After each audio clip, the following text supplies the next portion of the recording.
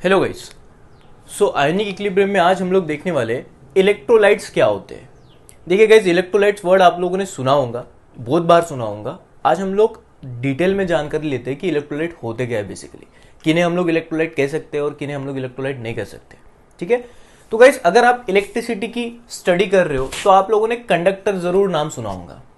Conductor, basically conductor क्या होता है उसके पहले हम लोग छोटा मोटा इलेक्ट्रिसिटी के बारे में देखते हैं कि गाइस करंट कब पास होता है। मान लो कोई एक चीज है, इसमें से मुझे करंट पास करना है, तो करंट तब पास होगा जब इसमें से हम लोग चार्ज को मूव करेंगे, because what is mean by current, it's a flow of charge. तो अगर गाइस चार्ज फ्लो होंगे तो करंट होगा, तो इलेक्ट्रिसिटी होंगी। अगर चार्ज फ्लो नहीं होंगे तो फिर करंट ही नहीं होगा, इलेक्ट्रिसिटी नहीं होगी। तो अगर हमको चार्ज को फ्लो कराना है तो गाइस ऐसे पर्टिकुलर मटेरियल होते हैं हमारे नेचर में जो हमें चार्ज फ्लो करने के लिए मदद करते हैं।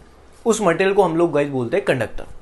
अभी दो प्रकार का कंडक्शन हमारे साइंस में अवेलेबल है, एक मेटालिक कंडक्शन और एक इलेक्ट्रोलाइटिक कंडक्शन।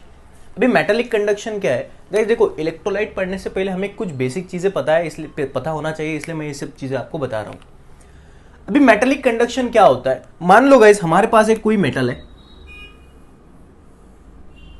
अब हम सबको पता है कि मेटल जो भी होते हैं उनमें फ्री इलेक्ट्रॉन्स होते हैं। ठीक है, अब गाइस इस मेटल में फ्री इलेक्ट्रॉन होने के कारण हम लोग इस मेटल से करंट पास कर सकते हैं, इसलिए हम लोग मेटल को बोलते हैं कि ये अच्छा कंडक्टर है, ये चार्ज को अच्छी तरह से कैरी कर सकता है। जैसे बस में होता है ना, जो पैसेंजर को कैरी करता है उसको हम लोग कंडक्टर बोलते हैं, उसी तरह हमारे साइंस में जो चार्ज को कैरी कर सकता है उसको हम लोग कंडक्टर बोलते हैं। अभी हम लोगों ने मेटल की मदद ली, इसलिए इस प्रकार के कंडक्शन को हम लोग बोलते हैं metallic conduction. But guys chemistry में अगर आप देखोगे तो एक इलेक्ट्रोलाइटिक कंडक्शन भी एक होता है। अभी इलेक्ट्रोलाइटिक कंडक्शन क्या, मेटालिक कंडक्शन किसमें पॉसिबल है, मेटल में। मेटालिक कंडक्शन किसमें पॉसिबल है, मेटल में। बट इलेक्ट्रोलाइटिक कंडक्शन क्या होता है, अगर केमिस्ट्री में आप कोई सब्सटेंस लोगे एक्वियस स्टेट में या तो फिर फ्यूज स्टेट में। एक्वियस स्टेट में का मतलब क्या, उसको अगर आप पानी में डालोगे तो अगर वो सब्सटेंस खुद में से चार्ज को फ्लो कर सकता है तो उस सब्सटेंस को हम लोग बोल देंगे गाइस ये इलेक्ट्रोलाइटिक कंडक्शन है। ये इलेक्ट्रोलाइटिक कंडक्शन होता है, मतलब किसी सब्सटेंस को अगर हम लोगों ने पानी में डाल दिया और हम लोग उसमें से इलेक्ट्रिसिटी पास कर रहे हैं तो ये जो कंडक्शन होगा इसको हम लोग इलेक्ट्रोलाइटिक कंडक्शन बोलते हैं। बट वो सब्सटेंस एक्वियस स्टेट में होना चाहिए या तो फिर फ्यूज स्टेट में होना चाहिए। और मेटालिक कंडक्शन में हम लोग मेटल की मदद लेके उसमें से चार्ज फ्लो कर सकते हैं, करंट फ्लो कर सकते हैं, ये होता है metallic conduction. So guys metallic conduction में हमारा कंडक्टर कौन है, मेटल। बट इलेक्ट्रोलाइटिक कंडक्शन में जो हमारा कंडक्टर होता है वो होता है इलेक्ट्रोलाइट। ठीक है, अभी ये किस तरह से पॉसिबल है ये हम लोग जानते हैं, तो अभी हम लोग डिस्कस करेंगे इलेक्ट्रोलाइट। क्लियर है गाइज, चलो। अभी इलेक्ट्रोलाइट पढ़ने से पहले हम सबसे पहले ये देख लेंगे कि डिग्री ऑफ डिसोसिएशन क्या होता है। ठीक है, अभी डिग्री ऑफ डिसोसिएशन देखो क्या है। अगर आपको लास्ट लेक्चर याद होगा, हम आयोनिक इक्विलिब्रियम में एसिड बेस की स्टडी चालू है हमारी अब तक। लास्ट लेक्चर में हम लोगों ने डिसोसिएशन कांस्टेंट, आयोनाइजेशन कांस्टेंट, ये सारी बातें देखी एसिड और बेस के लिए। अभी हम लोग देखते हैं डिग्री ऑफ डिसोसिएशन क्या है। मान लो आपके पास कोई एक सब्सटेंस है, मान लो NaCl। NaCl आपके पास है। NaCl बेसिकली सॉल्ट होता है, बट आप सॉल्ट, एसिड, बेस वो छोड़ दो बातें। आपके पास कोई एक सब्सटेंस है, अभी इसको मैं पानी में डाल देता हूं, मतलब इसका एक्वियस सॉल्यूशन बनाता हूं। गाइस ये सब्सटेंस अगर पानी में जाएगा तो पानी में जाने के बाद ये टूट जाता है, और टूटने के बाद ये आयंस बनाता है, Na पॉजिटिव और Cl नेगेटिव। ये तो सबको पता है, नहीं पता होगा तो अभी समझ लो। तो बात ऐसी है, मान लो मैंने इसके 100 मॉलिक्यूल लिए, 100 NaCl के मॉलिक्यूल लिए और वो पानी में डाल दिए। अभी बात ये है कि ये 100 मॉलिक्यूल पानी में जाने के बाद एक बात तो बड़ी क्लियर है कि NaCl डिसोसिएट होगा, डिकम्पोज होगा, टूट जाएगा, आयोनाइज होगा, टूटेगा। बट सवाल ये है कि अगर आप 100 मॉलिक्यूल डाल रहे हो NaCl के, तो 100 में से कितने टूटते हैं, या तो फिर 100 के 100 टूट जाएंगे, या तो ये एक पॉसिबिलिटी है 100 में से 50 टूट जाएंगे, 50 नहीं टूटेंगे, 60 टूटेंगे, 60 नहीं, 40 नहीं टूटेंगे। अब 100 डालने के बाद 200 तो टूटने नहीं वाले ना, क्योंकि आपने डाली 100 है, तो 100 के अलावा तो और टूटेंगे नहीं, ज्यादा से ज्यादा 100 के 100 टूट सकते हैं। तो गाइस किसी सब्सटेंस को आप पानी में डालने के बाद वो सब्सटेंस कितना डिसोसिएट हुआ, ये जानकारी लेने के लिए हम लोग टर्म सीखते हैं डिग्री ऑफ डिसोसिएशन। मतलब डिग्री ऑफ डिसोसिएशन से हमें ये पता चलता है कि कोई सब्सटेंस कितना डिसोसिएट हुआ, कितना डिकम्पोज हुआ। तो इसीलिए हम लोग उसका डेफिनेशन देखो कैसे देते हैं। मान लो गाइस आपने NaCl के कुछ तो भी नंबर ऑफ मॉलिक्यूल लिए या तो फुल मोल लिए, उसमें से कितने डिसोसिएट हुए, हम लोग मान के चलते हैं 100 में से आपके 60 NaCl डिसोसिएट हुए, 100 में से 60 NaCl डिसोसिएट हुए, तो ये जो 60 है इसको हम लोग बोलेंगे नंबर ऑफ डिसोसिएटेड या आयोनाइज्ड मोल। 60 क्या होगा हमारा कि 60 सर नंबर ऑफ NaCl के मोल डिसोसिएट हुए 60 है, और 100 क्या है गाइस, 100 ये तो नंबर आपने इनिशियली लिए कितने, तो 100 है number of mole initially taken. तो अगर इन दोनों चीजों का आप रेशियो लोगे 60/100 तो आपको जो आंसर मिलेगा वो मिलेगा 0.6। अगर आप इसको 100 से मल्टीप्लाई करेंगे तो ये मिल जाएगा आपको 60%। तो गाइस ये जो वैल्यू होती है 60%, चाहे परसेंटेज में डिस्कस करो चाहे फ्रैक्शन में डिस्कस करो, ये वैल्यू होती है गाइस डिग्री ऑफ डिसोसिएशन। मतलब अल्फा जो होता है डिग्री ऑफ डिसोसिएशन हमें ये बताता है कि कितना परसेंट ये डिसोसिएट हुआ। इसका वैल्यू चाहे 100 हो सकता है, 100% हो सकता है, या तो फिर 100 के नीचे हो सकता है, 100 से ज्यादा तो होगा नहीं ना। आई बात समझ में गाइस? इसलिए हम लोग डिग्री ऑफ डिसोसिएशन, अच्छा सर आपने यही फॉर्मूला क्यों इस्तेमाल किया? देखो गाइस आपके जो मतलब एकेडमी आप जो पढ़ते हो लोअर स्टैंडर्ड में, चाहे अभी आने वाले स्टैंडर्ड में आप जो भी पढ़ रहे हो, तो आप एग्जाम देते हो। अब एग्जाम का रिजल्ट आप किस तरह से निकालते हो? मान लो आपका 600 मार्क का पेपर है, टोटल मार्क है आपके 600 और इसमें से आपको 300 मार्क मिल रहे हैं, तो आप लोग रिजल्ट कैसे निकालते हो? आपको मिले कितने डिवाइडेड बाय आपको इनिशियली कितने टोटल अवेलेबल कितने मार्क्स है, तो इनका रेशियो क्या आ जाएगा, मतलब 0.5, 100 से मल्टीप्लाई करोगे तो 50%। तो 50% से आपको आइडिया आती है, आपके पेरेंट्स को आइडिया आती है कि भाई बच्चे ने आउटपुट कितना दिया। उसी तरह अगर मैं मान लो NaCl को पानी में डाल रहा हूं तो NaCl का कितना प्रमाण टूटा, अगर परसेंटेज में बात करेंगे तो वो अगर निकालना है तो हम लोग सीधा यही फॉर्मूला यूज करेंगे कि कितने मॉलिक्यूल टूटे, मॉलिक्यूल बोलो चाहे मोल बोलो, कोई भी लैंग्वेज यूज करो, कितने मॉलिक्यूल टूटे डिवाइडेड बाय कितने मॉलिक्यूल आपने लिए, ये हमें बताता है परसेंटेज या तो फ्रैक्शन में कि एक्चुअली कितना टूटा। NaCl डालने के बाद कितना वो टूट रहा है, 100 डालने के बाद कितना टूटा, 200 डालने के बाद कितना टूटा, ये जानने के लिए हमको ये अल्फा पढ़ना पड़ता है, degree of dissociation. So degree of dissociation की डेफिनेशन क्या है guys? It is defined as, अच्छा उससे पहले और एक बात कि ये गाइस अभी मान लो हम लोग एक छोटा एक्सपेरिमेंट करते हैं। वो एक्सपेरिमेंट देखो क्या, मान लो मैंने 100 NaCl डाल दिए पानी में, अभी एकदम से तो वो टूटेंगे नहीं ना, वो तो धीरे धीरे टूटेंगे और एक लेवल पे ये रिएक्शन रुक जाएगा।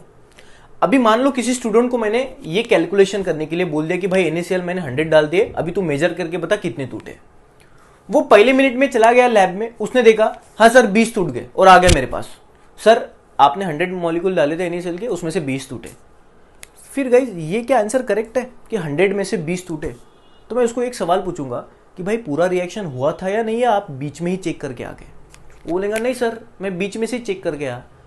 अब वो आने के बाद और अगर 20 टूटे होंगे तो फाइनल वैल्यू तो 40 हो जाएंगे ना, बट उसने तो मुझे 20 ही बोली। तो मैं उसको क्या बोलूंगा, एक काम कर, जब मैंने NaCl 100 डाल दिए पानी में तो पूरा रिएक्शन होने दे, जब पूरा रिएक्शन होगा तब हमें पता चलेगा ना कि एक्चुअली NaCl 100 डाले तो उसमें से टूटे कितने। जब रिएक्शन रुक जाएगा तब चेक कर ले कितने में से कितने टूटे और वापस उसके बाद आके मुझे आंसर कर दे, वो आंसर करेक्ट होगा। आप बीच में से ही देखोगे चालू रिएक्शन में तो आपको तो वैल्यू अधूरा मिलेगा ना। अब रिएक्शन रुकता कब है? अब हम सबको पता है कि रिएक्शन तब रुकता है जब इक्विलिब्रियम स्टेट आता है। आपको याद है ना, इक्विलिब्रियम स्टेट जब भी आता है किसी रिएक्शन में तो वो रिएक्शन रुक जाता है, अभी और कुछ नहीं होने वाला।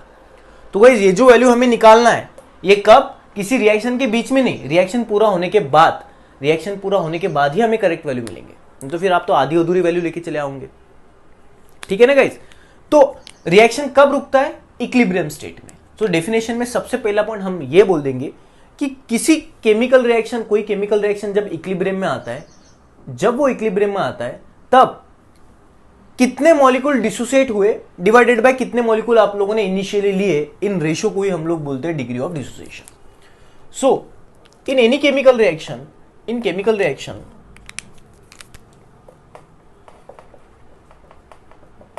in chemical reaction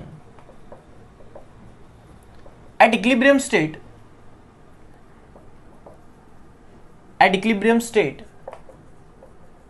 the ratio of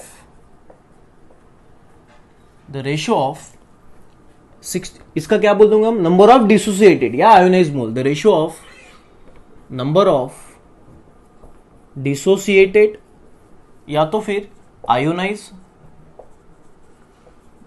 mole to the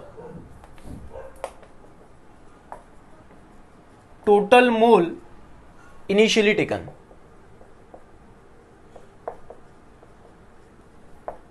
उस रेशियो को ही हम लोग बोलते हैं is called as degree of dissociation. So guys हर एक सब्सटेंस के लिए डिग्री ऑफ डिसोसिएशन होता है, उसे हमें पता चलता है कि भाई इतना डालने से इतना कितना टूटेगा।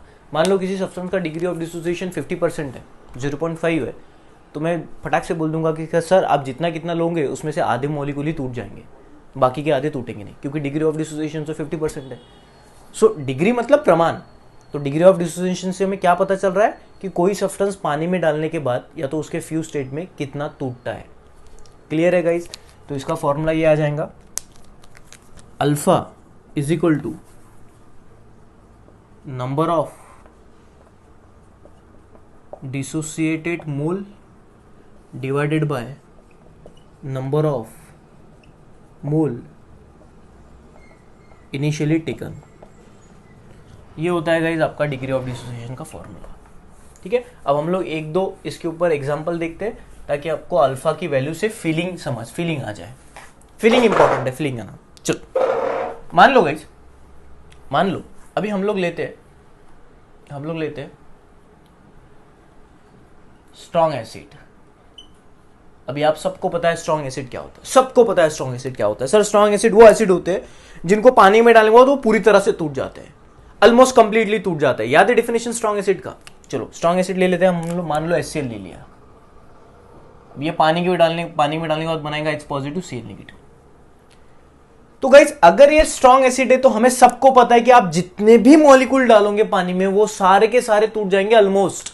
तो मान लो अगर मैंने 100 मॉलिक्यूल ले लिए इनिशियली, तो अल्फा अगर निकालना है तो हम बोल देंगे कि सर ये तो स्ट्रॉन्ग एसिड है। स्ट्रॉन्ग एसिड मतलब टूटेंगे कितने सर? जितने डाले उतने, मतलब 100 डाले, 100 के 100 टूट गए। इनिशियली कितने लिए? 100 अपॉन 100 1 को परसेंटेज में बोलेंगे तो 100%।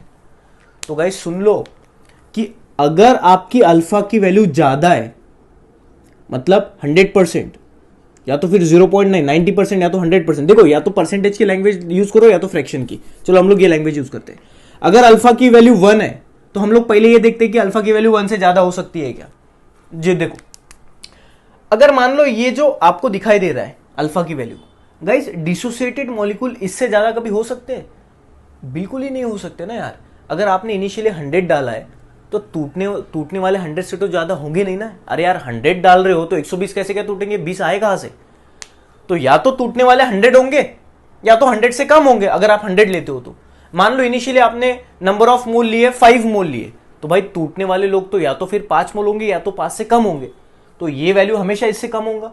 तो ये जो रेशियो आएगा ये हमेशा 1 या तो 1 के नीचे आएगा। मतलब अल्फा जो होगा, अल्फा या तो 1 हो सकता है या तो 1 से छोटा, मतलब alpha must be less than और इक्वल टू 1। ये बात ध्यान में रखो। अब अल्फा की वैल्यू जितनी ज्यादा गाइस, अल्फा की वैल्यू जितनी ज्यादा उतना टूटने का प्रमाण ज्यादा। तो जो स्ट्रॉन्ग एसिड होते हैं, जो स्ट्रॉन्ग बेस होते हैं, इनका बेसिकली अल्फा कितना होता है? 1। क्यों? क्योंकि स्ट्रॉन्ग एसिड और स्ट्रॉन्ग बेस पूरी तरह से टूटते हैं, जितने लिए उतने टूट गए। सो मैं एक बात क्लियर कर देता हूं फॉर नोट में, for strong acid and base alpha is equal to 1 या तो फिर नियरली इक्वल टू 1 तो भी होगा, क्योंकि वो स्ट्रॉन्ग एसिड है, स्ट्रॉन्ग बेस है, जितने लोगे उतने सारे के सारे टूटेंगे। तो ये दोनों नंबर सेम आ जाएंगे। 100 लिए और 100 टूट गए, 50 लिए 50 टूट गए, 100 लिए 200 लिए 200 टूट गए, तो अल्फा तो 1 आएगा। मतलब degree of dissociation for strong acid and strong base कितना होता है गाइस? 1। अरे सर टॉपिक क्या पढ़ा रहे हो आप? इलेक्ट्रोलाइट। अभी आप ये क्या चीजें बता रहे हो एसिड बेस? अभी मैं इलेक्ट्रोलाइट के ऊपर आ जाता हूँ। यहां तक समझ लिया गाइस? अभी इस टॉपिक के बेसिस पे हम लोग इलेक्ट्रोलाइट ठीक से समझ पाएंगे। चलो देखते हैं अभी इलेक्ट्रोलाइट होता क्या है। Now let's come to electrolyte. क्या होता है इलेक्ट्रोलाइट, पहले मैं समझा देता हूं गाइस। ऐसा सब्सटेंस, जिस सब्सटेंस को अगर आप पानी में डालोगे, मतलब एक्वियस सॉल्यूशन में लोगे या तो फ्यूज स्टेट में लोगे, तो वो सब्सटेंस उसके आयन प्रोड्यूस करेगा, और आयन प्रोड्यूस करने के बाद वो खुद से इलेक्ट्रिसिटी को पास होने देगा। उस सब्सटेंस को हम लोग बोलते हैं इलेक्ट्रोलाइट। मतलब इलेक्ट्रोलाइट का मतलब समझ लो गाइस क्या है, a substance when dissolve in water और a substance when taken in aqueous form और fuse state, it produces ion, positive negative ion, and conduct electricity to it, खुद में से इलेक्ट्रिसिटी पास होने देता है, उस वाले सब्सटेंस को ही हम लोग गाइस इलेक्ट्रोलाइट बोलेंगे। ठीक है गाइस, तो डेफिनेशन लिख देता हूं मैं, the substance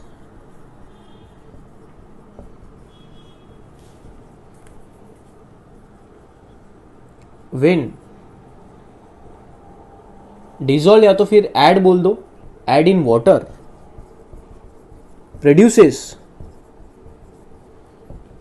ions, positive and negative, and conduct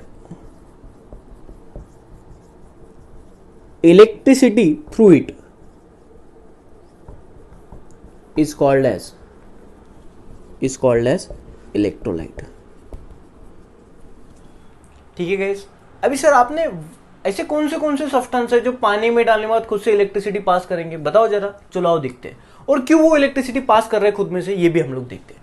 देखो गाइस, सबसे पहले इलेक्ट्रिसिटी मतलब अगर आपको करंट पास करना है तो आप में फ्री चार्ज होना चाहिए, मगर मान लो अगर मेरे बॉडी में से करंट जाना है तो मेरे बॉडी में फ्री चार्ज चाहिए, क्योंकि चार्ज का फ्लो ही होता है करंट। अगर चार्ज फ्री है ही नहीं, एंगेज है चार्ज किधर तो भी, अगर चार्ज एंगेज है मतलब किधर तो भी बिजी है, तो वो चार्ज तो फ्लो होंगे नहीं। तो अगर चार्ज ही फ्लो नहीं होंगे तो करंट ही नहीं पास करेगा, और अगर करंट ही नहीं पास करेगा तो आप उस चीज को कंडक्टर बोल नहीं पाओगे। बात समझ में आ रही है? तो इलेक्ट्रिसिटी पास करने के लिए, करंट पास करने के लिए हमें फ्री चार्ज होना बहुत जरूरी है। अब चार्ज हमारे पास दो ही प्रकार के हैं साइंस में, पॉजिटिव और नेगेटिव। चलो आओ देखते हैं। तो मान लो गाइस, मैंने पानी में डाल दिया HCl। क्या डाल दिया? ऊपर से डाल दिया HCl। अब सबको पता है कि HCl पानी में डालने के बाद डिसोसिएट होता है, टूटता है, और अच्छी तरह से टूटता है क्योंकि HCl स्ट्रॉन्ग एसिड होता है। तो HCl पानी में जाने के बाद क्या प्रोड्यूस करेंगे? H पॉजिटिव और Cl नेगेटिव आयन।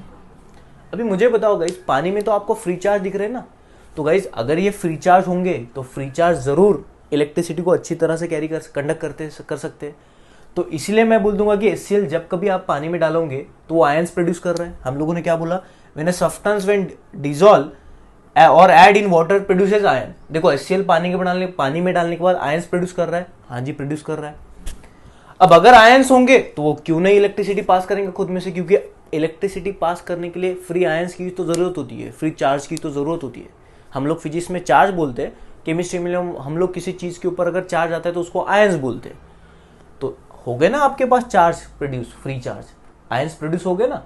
तो अगर आयंस प्रोड्यूस होंगे तो इसमें से इलेक्ट्रिसिटी जरूर पास हो जाएंगी, बिल्कुल पास होंगी। इस चीज को हम लोग और ज्यादा डिटेल में गाइस इलेक्ट्रोकेमिस्ट्री में पढ़ेंगे, बट फिलहाल आपको डेफिनेशन के लिए ये सफिशिएंट है।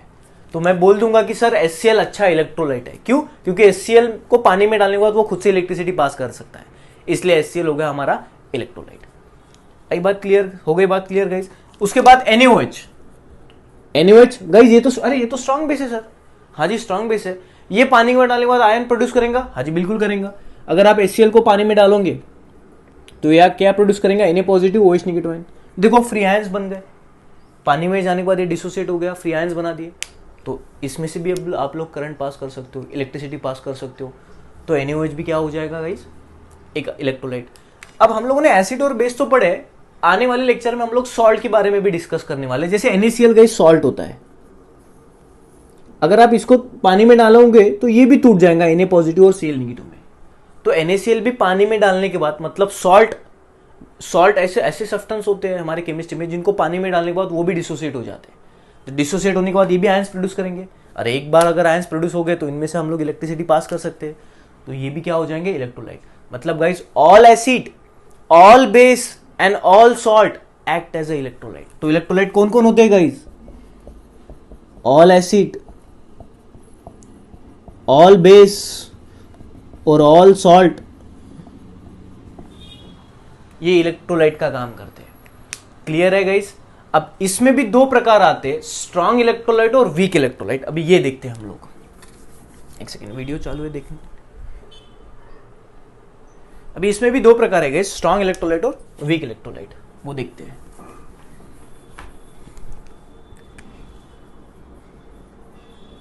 स्ट्रॉन्ग इलेक्ट्रोलाइट, उसके बाद में वीक इलेक्ट्रोलाइट। अभी सर ये स्ट्रॉन्ग और वीक का क्या फंडा है? अभी देखो, अगर कोई सब्सटेंस को पानी में डालने के बाद आयंस प्रोड्यूस करना हम अगर पहचानते हैं, मतलब कितने आयंस प्रोड्यूस किए कितना नहीं, इसकी मदद से कितना टूटा। मान लो गाइस कोई सब्सटेंस पानी में डालने के बाद टूटा ही नहीं, बिल्कुल नहीं। 100 आपने मॉलिक्यूल डाले, 100 में से एक भी नहीं टूटा, तो हम लोग अल्फा निकालेंगे। तो अल्फा क्या बोलेंगे कि भाई कितने टूटे, आप बोल दोगे सर 0। कितने लिए? 100, 0/100 0, तो उसका अल्फा कितना आ गया? 0। मान लो किसी सब्सटेंस को आपने डाला पानी में, उसमें से आधे मॉलिक्यूल टूटे, मतलब 100 डाले तो 50 टूटे। डाले कितने? 100, इसकी वैल्यू आ गई 0.2। मान लो कोई सब्सटेंस है, जितना डाला उतना पूरा टूट गया, 100 डाले, 100 के 100 टूट गए। टूटे कितने? 100, डाले कितने? 100, तो 1 आ गया। तो देखो अल्फा 0 भी हो सकता है, 0 से लेके 1 तक कोई भी वैल्यू ले सकता है। देखो जैसे जैसे अल्फा बढ़ रहा है वैसे वैसे टूटने का रेट बढ़ रहा है। जितना अल्फा का वैल्यू ज्यादा उतना नंबर ऑफ मॉलिक्यूल ज्यादा टूटे, ये हम लोग समझ सकते हैं। सो डिग्री ऑफ डिसोसिएशन से हमें ये पता चलता है कि कोई सब्सटेंस कितना टूटा, ज्यादा या कम टूटा। ओके, तो अभी सर ये टूटने का और इसका क्या नाता है? अगर गाइस कोई सब्सटेंस हम लोगों ने पानी में डाला तो उसका डिग्री ऑफ डिसोसिएशन 0 है, मतलब वो जितना डाला उतने से एक भी मॉलिक्यूल टूटा नहीं। तो गाइस अब सब्सटेंस अगर टूटेगा ही नहीं तो आयंस कैसे जनरेट होंगे? और अगर आयंस ही जनरेट नहीं हुए तो उसमें से इलेक्ट्रिसिटी कैसे पास हो जाएंगी? तो हम लोग क्या बोलेंगे कि यार ये तो बैड इलेक्ट्रोलाइट है, ये इलेक्ट्रोलाइट है ही नहीं, क्योंकि इसमें से इलेक्ट्रिसिटी पास नहीं हो रही है। क्यों भाई इलेक्ट्रिसिटी क्यों नहीं पास हुई? अरे भाई आयंस ही नहीं है, इलेक्ट्रिसिटी पास करने के लिए तो फ्री चार्ज होना मांगता है, फ्री चार्ज ही नहीं। क्यों नहीं? अरे भाई ये टूटा ही नहीं। क्यों नहीं टूटा? क्योंकि वो वीक एसिड होगा, या तो वीक बेस होगा, या तो फिर वीक सॉल्ट होगा। हम लोग ये वर्ड ना यूज करते हुए हम लोग वर्ड यूज करते हैं वीक इलेक्ट्रोलाइट।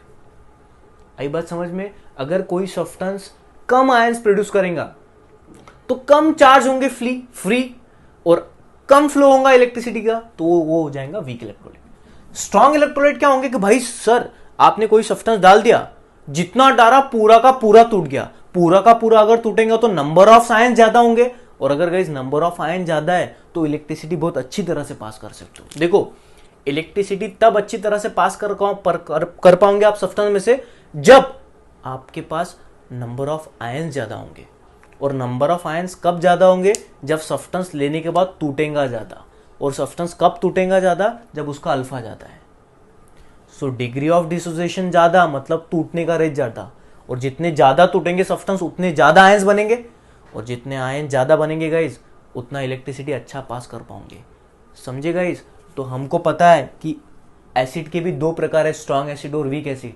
तो स्ट्रॉन्ग एसिड का अल्फा अभी अभी हम लोगों ने देखा ज्यादा होता है, बहुत ज्यादा होता है। तो स्ट्रॉन्ग एसिड स्ट्रॉन्ग इलेक्ट्रोलाइट हो जाएंगे। स्ट्रॉन्ग बेस वो बेस होते हैं वो बहुत ज्यादा टूटते हैं पानी में डालने के बाद, तो स्ट्रॉन्ग बेस स्ट्रॉन्ग इलेक्ट्रोलाइट का काम करेंगे। उसी तरह अच्छे सॉल्ट पानी में जाने के बाद अच्छे आयन जनरेट करते हैं, तो वो हो जाएंगे strong electrolyte. So guys what is strong electrolyte? ऐसा सब्सटेंस जो पानी में डालने के बाद ज्यादा से ज्यादा आयंस प्रोड्यूस करता है ताकि ज्यादा से ज्यादा इलेक्ट्रिसिटी पास कर पाओ आप उसमें से, उसको बोलते हैं स्ट्रॉन्ग इलेक्ट्रोलाइट। तो मैं क्या ना बोल दूं कि फॉर स्ट्रॉन्ग इलेक्ट्रोलाइट अल्फा कितना होगा? 1। अल्फा कितना होगा? 1। फॉर वीक इलेक्ट्रोलाइट अल्फा क्या होगा? 1 से छोटा। जितना ज्यादा अल्फा का वैल्यू उतना वो अच्छा इलेक्ट्रोलाइट। मान लो हमारे पास 2 इलेक्ट्रोलाइट है, ए और बी, ये दोनों के दोनों इलेक्ट्रोलाइट है। दोनों में से इलेक्ट्रिसिटी आप पास करते हो जब इसको पानी में डाल दिए तो ए को भी मैंने पानी में डाल दिया तो ए भी इलेक्ट्रोलाइट का काम कर रहा है, बी भी इलेक्ट्रोलाइट का काम कर रहा है, बट दोनों में से अच्छा इलेक्ट्रोलाइट कौन है? तो हमें बोल दिया कि ए के लिए अल्फा का वैल्यू 0.8 है और बी के लिए अल्फा का वैल्यू 0.5 है। तो हम बोल देंगे कि सर अल्फा इसका ज्यादा है, इसका मतलब ये पानी में जाने के बाद ज्यादा टूटेगा, ज्यादा आयंस बनाएगा, तो सर ये अच्छा इलेक्ट्रोलाइट है इससे। So more the value of alpha more will be the electrolytic strength, अच्छा इलेक्ट्रोलाइट। इसके अलावा गाइस हम लोगों ने 2 बातें और पढ़ी है, के ए और के बी, याद है आपको पिछले लेक्चर में? तो देखो अल्फा मदद करेगा हमको इलेक्ट्रोलाइट पहचानने में, एज वेल एज के ए और के बी। के ए और के बी क्या होता है? के का मतलब होता है dissociation constant for weak acid, के बी होता है dissociation constant for weak base. जितना के का वैल्यू ज्यादा उतना आपके सॉल्यूशन में H पॉजिटिव आयन कॉन्सेंट्रेशन ज्यादा, याद है पिछला लेक्चर? तो गाइस अगर के का वैल्यू ज्यादा है इसका मतलब H पॉजिटिव आयन का प्रमाण ज्यादा है, H पॉजिटिव आयन का प्रमाण ज्यादा है मतलब वो एसिड ज्यादा टूटा होगा, और वो अगर एसिड ज़्यादा टूटा होगा तो ज़्यादा आयंस और ज़्यादा इलेक्ट्रिसिटी पास कर सकते हैं। तो के का वैल्यू जितना बड़ा उतना इलेक्ट्रोलाइट का स्ट्रेंथ बढ़ेगा, उसी तरह केबी का वैल्यू जितना बढ़ेगा उतना इलेक्ट्रोलाइटिक स्ट्रेंथ बढ़ेगा। तो ये तीन लोग हमें अच्छा इलेक्ट्रोलाइट है या नहीं ये पहचानने में मदद करते हैं। कौन? एक अल्फा, एक के और एक केबी। ठीक है गाइस, सो ये पूरे लेक्चर में आपको इलेक्ट्रोलाइट का आइडिया आ गया होगा। तो किसी ने पूछा कि भाई एसिड इलेक्ट्रोलाइट होते हैं क्या? हाँ जी। बेस? हाँ जी। सॉल्ट? हाँ जी। सर ओवरऑल हम लोग ये बोलेंगे कि एसिड बेस सॉल्ट को मारो गोली, कोई सब्सटेंस को पानी में डालने के बाद अगर वो टूट रहा है तो वो इलेक्ट्रोलाइट का काम करेगा, अगर नहीं टूटेगा तो फिर इलेक्ट्रोलाइट नहीं। और जितना अच्छा टूटेगा उतना अच्छा इलेक्ट्रोलाइट। अब कैसे पता चलेगा अच्छा टूटेगा या नहीं? अल्फा, के ए और के बी, ये लोग हमें मदद करने वाले। ठीक है गाइस, तो देखो ये पूरा लेक्चर आपका इलेक्ट्रोलाइट के ऊपर बेस्ड था। आई होप कि आपको इलेक्ट्रोलाइट क्या होता है ये आइडिया आ गई होंगी। तो आपके जनरल लाइफ में इलेक्ट्रोलाइट क्या होता है ये डेफिनेशन हमारे दिमाग में फिट होनी चाहिए। Okay guys, thank you so much.